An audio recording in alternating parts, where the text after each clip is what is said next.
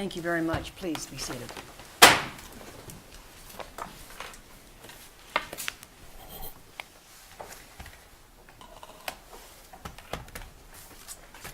This is the time set for oral argument in Kozar versus Trinka. Let's begin with introductions of counsel. Sir? Your Honor, my name is Frank Roth. I represent Ronald Trinka. Morning, Your Honors. Laura Still on behalf of Debbie Kozar. Thank you very much. Let me go through a few preliminaries. As you know, each side has 20 minutes. If the appellant would like to reserve time for rebuttal, you may do so. However, you are responsible for watching the clock. If you would like to reserve time for rebuttal, if you would let us know when you go to the podium, we'll try not to poach on your questions and your time, so you'll have we'll end up with some rebuttal time. Let me advise you both that we have reviewed the briefs, we've looked at pertinent portions of the record, and we have conferenced the case, so we're familiar with the issues and the arguments you have raised. When you go to the podium, if you would please restate your name. We are recording the proceedings today, both audio and video, so that way if someone listens to the audio, they'll understand who's speaking. So with that, let's go ahead and begin.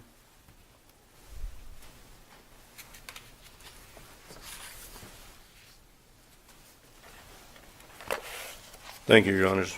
Once again, my name is Frank Ross. I represent Ronald Trinka. And in view of the fact that you have read all of the materials here, I don't think this is going to take my full 20 minutes. The situation that I'm faced with and that we're faced with is actually two questions. The will, when it was originally executed, we later learned had not been properly witnessed, and the personal representative, Mr. Trinka, who was in the room, once it came to light, and this is several months later, once it came to light that the will had not been properly witnessed, he signed a copy of the will along with an affidavit of attesting witness, and we filed that, and later there was a motion for summary judgment. The court below didn't question the efficacy of him signing the copy or the affidavit of attesting witness. The court below simply ruled that as a matter of law, that the amount of time that expired between the death of the decedent and the time that my client signed the affidavit was, as a matter of law, was unreasonable. And our position is that we have a case out of this court that says that's not the case. The Young case says unequivocally that the question of reasonableness is a question of fact. Doesn't it say actually that generally it is a question of fact, not categorically? It says generally it is a question of fact, but I don't know, with no authority to the contrary, I would say that that is what the case held, that generally it's a question of fact. Well, in that case, it was the time spread between the will, the execution of the will, and the submission of the affidavit or the witness statement was somewhere within maybe 10 days, but certainly less than 40 days. And here we're dealing with 400 or 401 days. And that's a huge difference. And let me just tell you what concerns me here. Mr. Trinka obviously was uncertain about what had happened when the decedent executed the will. And the passage of time does not help build certainty. And what causes me concern is that with the passage of 400 days and the uncertainty, that just continued on. And the whole point of allowing for wills to be executed even after the death or to be witnessed, to have that verification, is to nevertheless avoid uncertainty as to what happened. And it seems like here we have just a great deal of confusion. Well, if I may, Mr. Trinka was not uncertain as to any other aspect of what was going on. He was not uncertain as to whether the will was executed by his brother. He was not uncertain as to whether his brother knew what he was doing. The only uncertainty was the presence of the witnesses. But isn't that forgive me, that's a big deal, to use the vernacular. And in a hospital room, I would think, generally speaking, you'd be able to say, okay, my son and daughter or my best friend or Sam and Ethel were there, and he didn't even know who was in the room. Well, I agree that he didn't know who was in the room, but he does know that the will was executed and that he observed it being executed, and also that the notary public that was there observed it being executed. And like I say, I agree there's uncertainty, but If I could ask, what was the confusion about whether the son and daughter were in the room? Your client was in the room when the decedent signed the will. Right. So did your client just not remember whether someone else was actually in the room at the time? Essentially that. It was an emotional time. His brother was dying, and there were other people in the room, the brother's girlfriend at the time, and the nurses were coming and going. And yes, essentially he was confused and doesn't remember who was there. This whole matter came to light later on, not through any external source, but because my client himself said that he brought it up.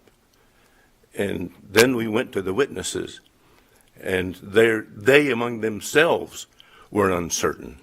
And that's why it took so much time. It was a couple of 100 days before we discovered that there was uncertainty. And then when we met, I actually met with the witnesses, and I left that meeting not knowing whether they were in the room or not, because they among themselves couldn't say whether they were in the room or not. And it took them some time, I guess, hashing it out. I never met with them again, nor did I discuss it with them again. But it just took them some time to come to an agreement one way or the other. I assume one of them was saying, we were, or I was, or you were. Anyway, that's the best I can do, and that's conjecture. But the truth of the matter is, we still have a summary judgment, and there is an open question of fact as to the reasonableness of the time. And when there's an open question of fact, summary judgment is improper. This case could very well be heard by a jury or a judge who would hear the testimony of the witnesses themselves and try to understand, and then come to a better understanding of why it took so long, and could find that under those specific circumstances, it was reasonable. And as long as that's a possibility, that's an open question of fact that precludes summary judgment. The next question is, may I have some water, please?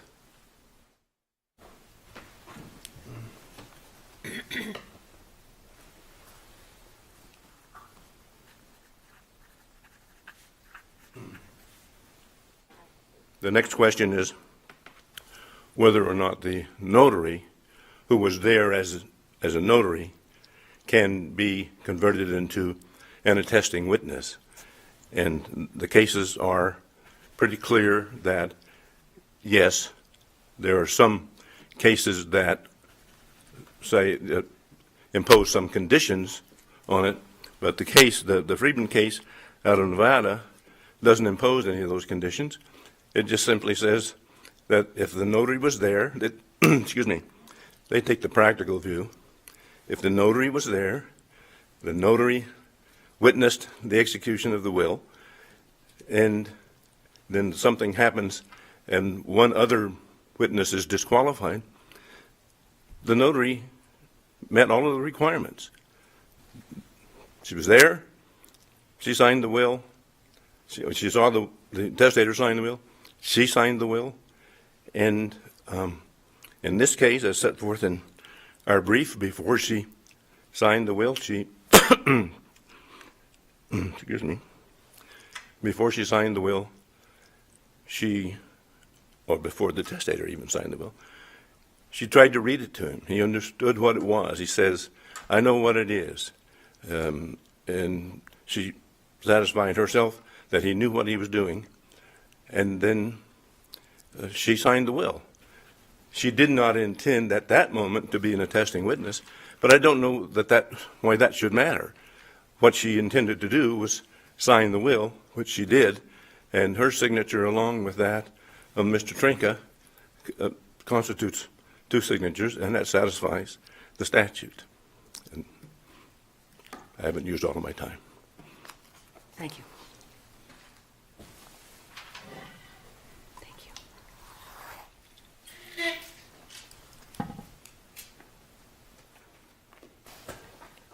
Oh, sorry, that is yours.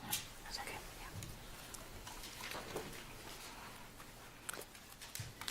Yeah. May it please the court, my name is Laura Still, and I am here to argue on behalf of the appellee, Deborah Kozar. As the court is aware, the main issue in front of this court is compliance with ARS 142502 and the requirement of two attesting witnesses to a will. It is our position that now Judge, then Commissioner Fish, correctly ruled and granted motion for summary judgment by finding that 410 days after the date of the testator's death is unreasonable as a matter of law to sign a testamentary document. But is there some magic date? What number could they have reached and still created a question of fact for the jury? I don't believe there is a magic bright line. If there was a bright line, I believe the legislature would have placed that in the statute. Then why doesn't this create an issue of fact for the jury?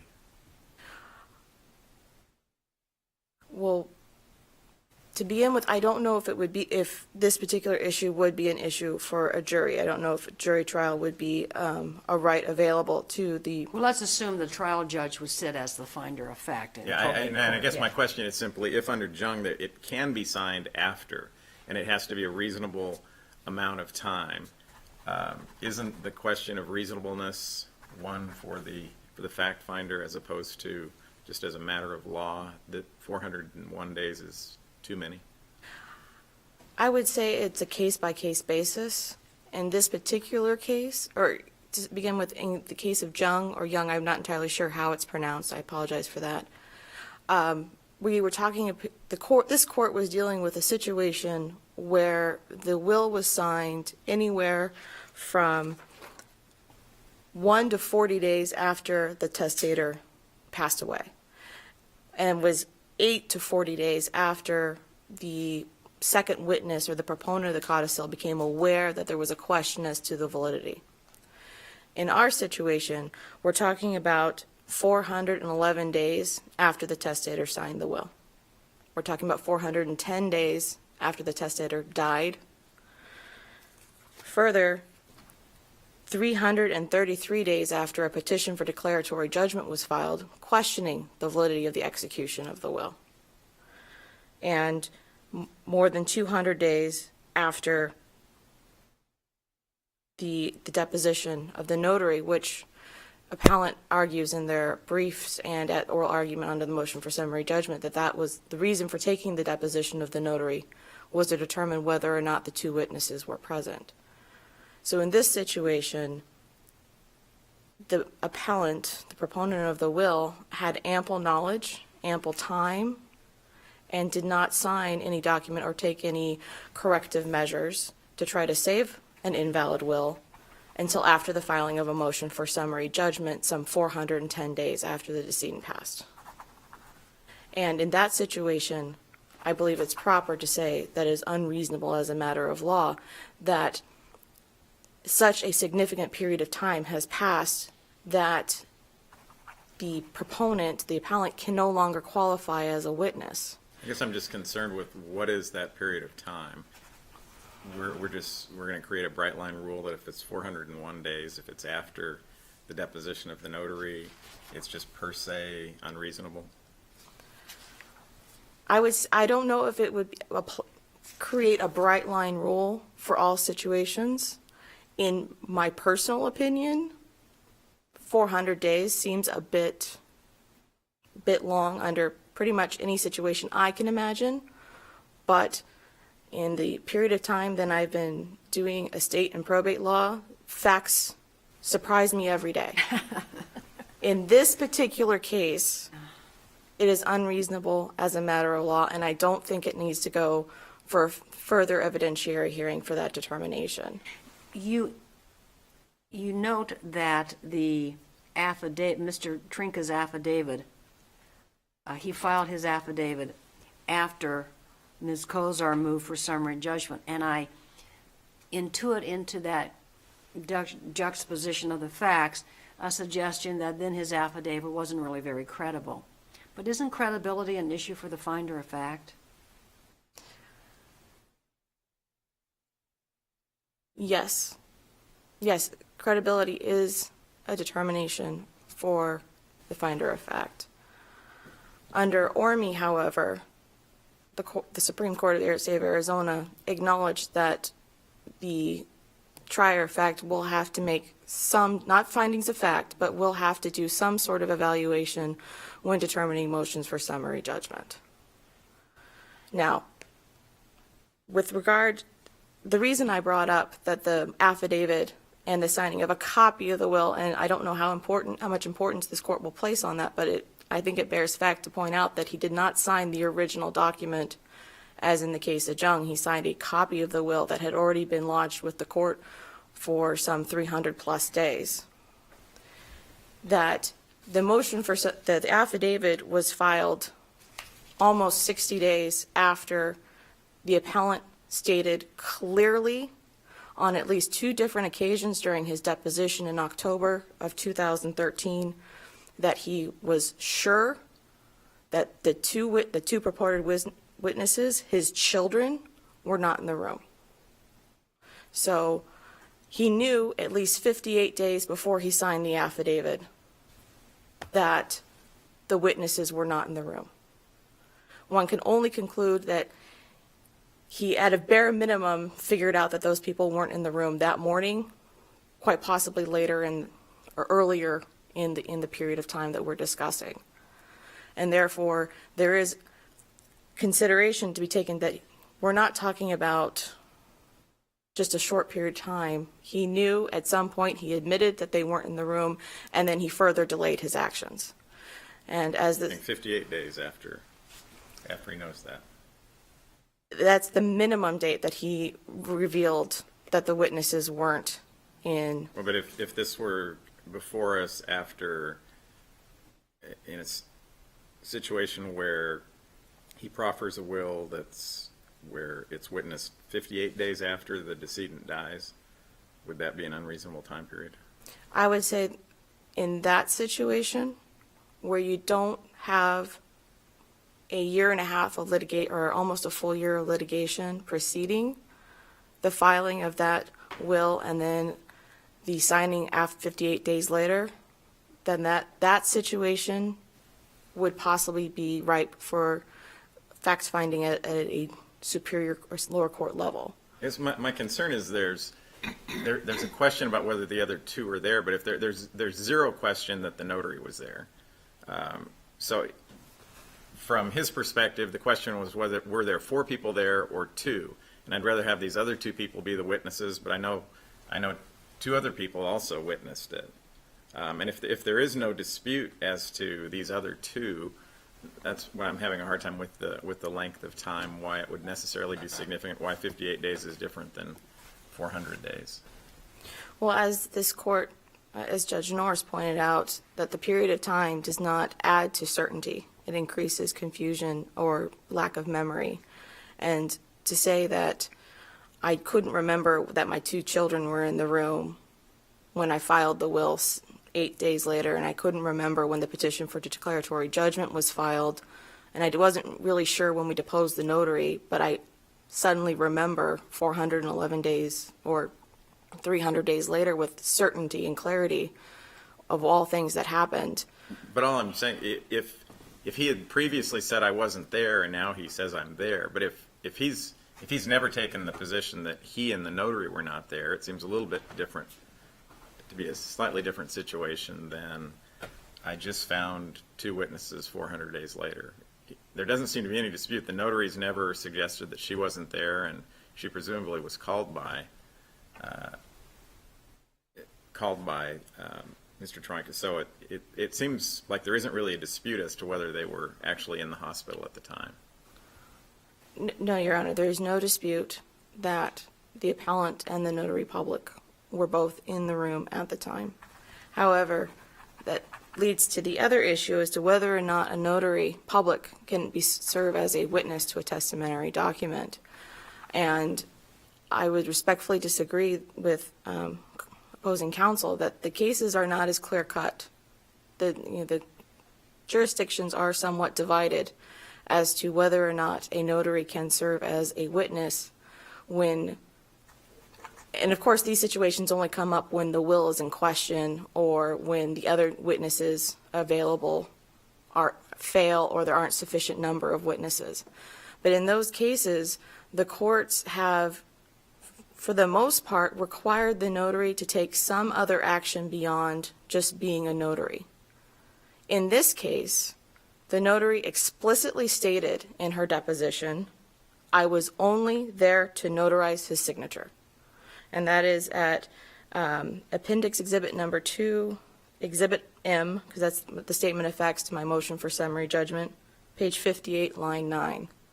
She was very clear in her deposition. She was not there to act as a witness. She went there to make sure that the person who said he was the decedent signed the will and that he did sign the will. Sorry, go ahead. What kind of requirements are there to be a witness? Do they have to assure themselves that the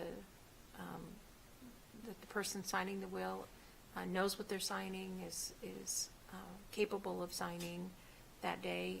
I mean, what are the requirements for a witness? In Arizona, I am not aware of any case law that specifically states what are the requirements of a witness, what additional tasks, but there does seem to have to be some level of understanding. Well, actually, if you're a attesting witness and it's a self-proving will, you're saying that the person is above I believe it's over the age of 18, that they appear of sound mind, and I can't remember the exact verbiage, but I would not be surprised if it included some line to the effect of was aware of the contents of the document. In the case laws that I have cited in my response brief, every single one of the decisions, if they were allowing a notary to act as a witness, required additional tasks. And that includes Freedman, the state of Freedman out of Nevada.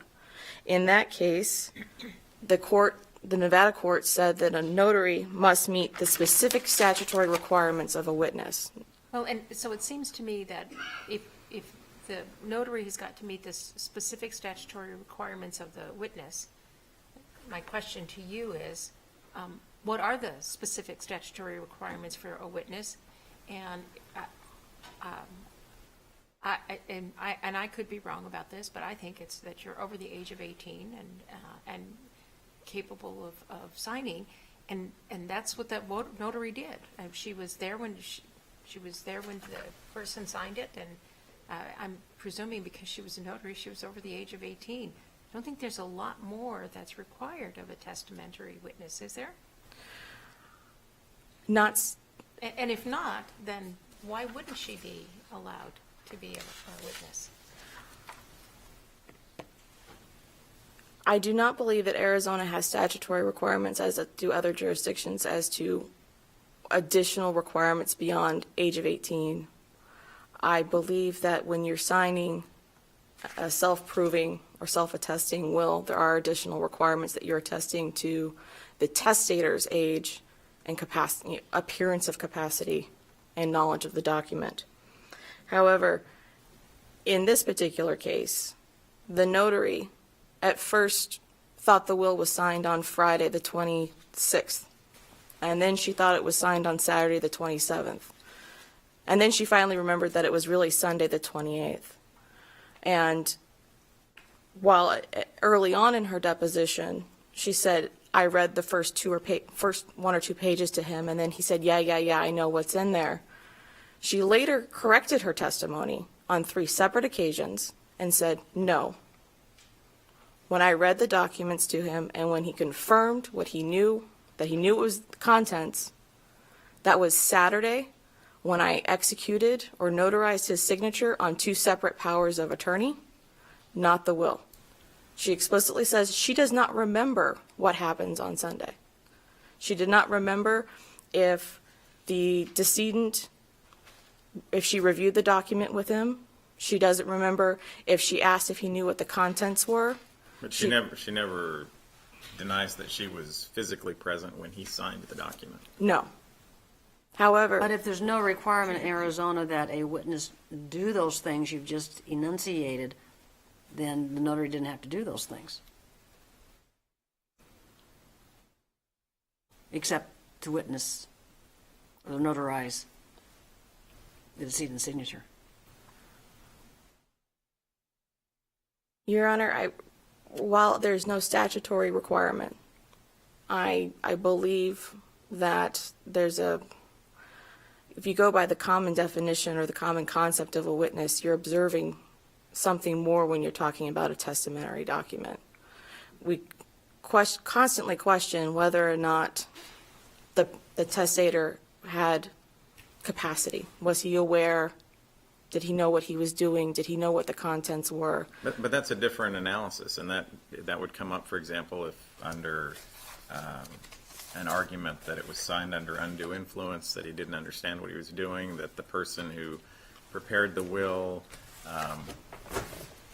did so at the last minute.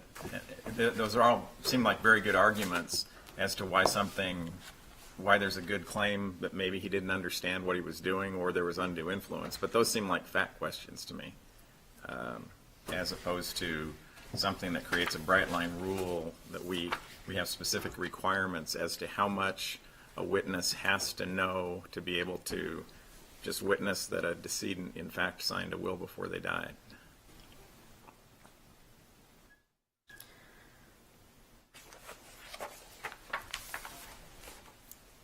I believe that is correct, Your Honor.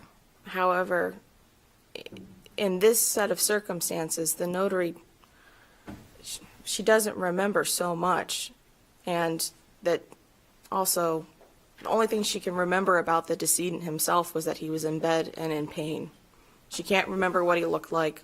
She can't really remember for sure what IDs she saw. She didn't write down what IDs she saw. All she remembers about him. But again, that would go to a very good claim of, I think there's a presumption against someone in a position of authority drafting a document that then results in them getting money from someone under that set of circumstances. And if there's a presumption there, the lack of some other witness coming in to be able to say, no, I absolutely know that he understood what he was doing would be very significant. But that would, again, from my perspective, seems to be a fact issue as opposed to creating a specific standard for what a witness needs to know to witness the signing of a will. In that case, Your Honor, I would go back to the testimony of the notary herself, and that she explicitly says, I was only there to notarize. And the case law from the other jurisdictions, Friedman in Nevada, Alfaro in Illinois, Gerhardt in New Jersey, Teal in Texas, and Black in Washington, all deal with the fact that the requirements of notarization versus, and the mindset of the person themselves. Black out of the state of Washington says that a notary attesting to the genuineness of the signature is not, you're either a notary attesting to the genuineness of a signature or you're a witness to the formalities of the proper execution of the will. And I think while Arizona has not yet decided whether or not a notary can act as a witness, I believe that this court should not, in this case, grant the notary the status as a witness and set a bright line rule for future application.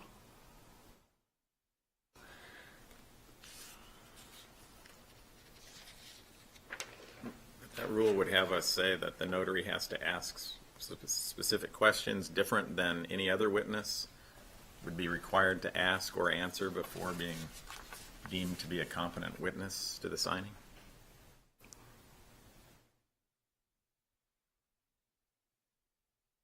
I do not know the answer to that question, Your Honor. I do not know the answer. And I'm just about out of time, so I thank you very much for your consideration and look forward to your response, your ruling. Thank you. Sir, anything in rebuttal?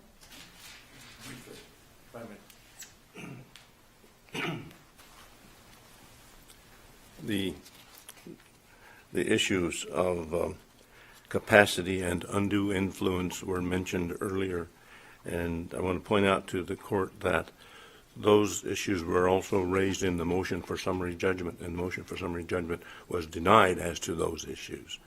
And so that's not something that needs to be discussed here, in my view. And secondly, with respect... Perspective that helps your case, though, it means if there is the possibility of an issue, Yes. then that would be a reason for going forward. Sorry. I'm sorry, I didn't mean to interrupt you.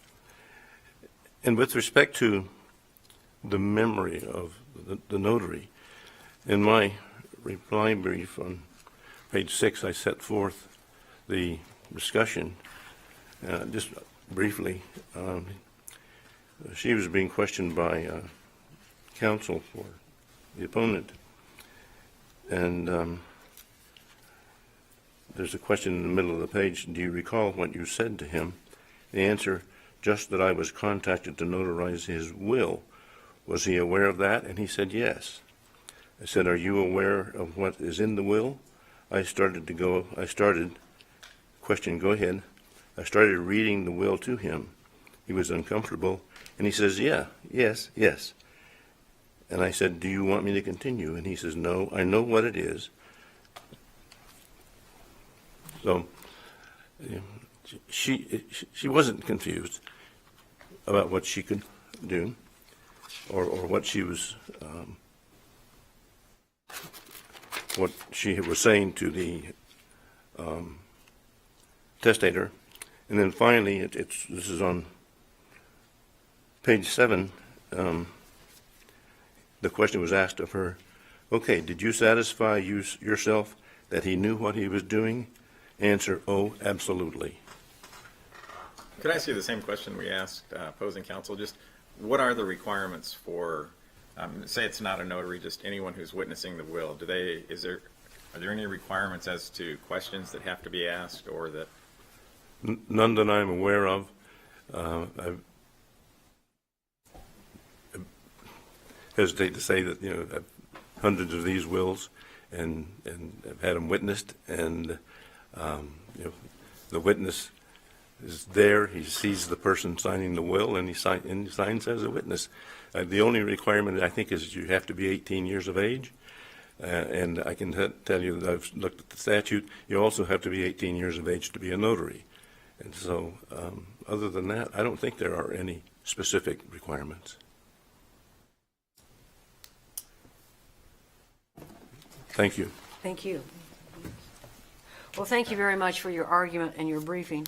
We'll take this matter under advisement and issue a decision in due course. We're going to recess now for the bailiff to set up the courtroom for the next argument. I note that with thanks to counsel for marshaling their time efficiently, we're a little ahead. So if everyone is here for the second argument, we'll go ahead and start early. But if you're not, or you're waiting for additional support, or perhaps your clients, we'll just go ahead and start at 10:15. But if you're ready to go, we'll go ahead and start a little bit early then. Thank you very much.